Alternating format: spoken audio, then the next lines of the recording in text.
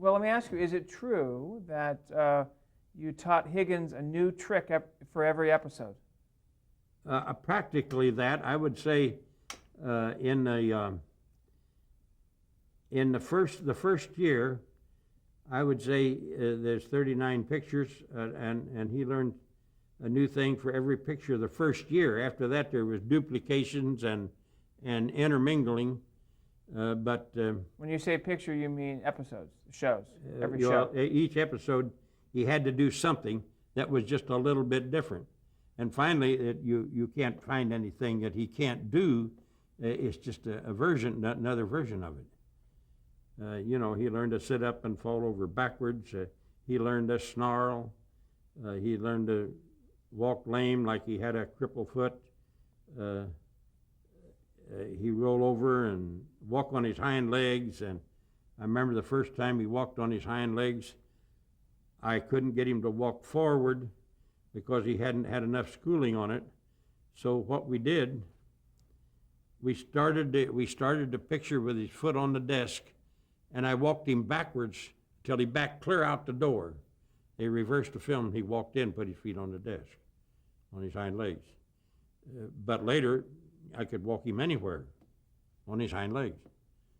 And so he yawn, sneeze, scratch a flea, and carry anything. He'd do anything. He would dig a hole and put something in it and cover it with his nose or cover it with his foot.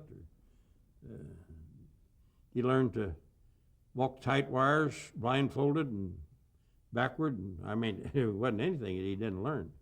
How much time would you have between episodes to teach him a new trick? Well, by the time you got the script is what I mean. By the time you got the script, I get the script. Sometimes I'd have the script 2 or 3 weeks ahead of time, but I'm working every week, and 3 days a week I'm working on the picture. 3 days I'm there with them and rehearsing, and 3 days we're shooting, and then we're on the next picture. So I'm working. I'd get up in the morning at 6 o'clock and work a couple hours on a couple of dogs, take 3 or 4 animals with me to the studio and do whatever work they wanted to do, and in between time I'd work on another animal for another picture or for one of the coming up pictures. Typically, how many takes would you have to get a particular trick for a scene done with Higgins?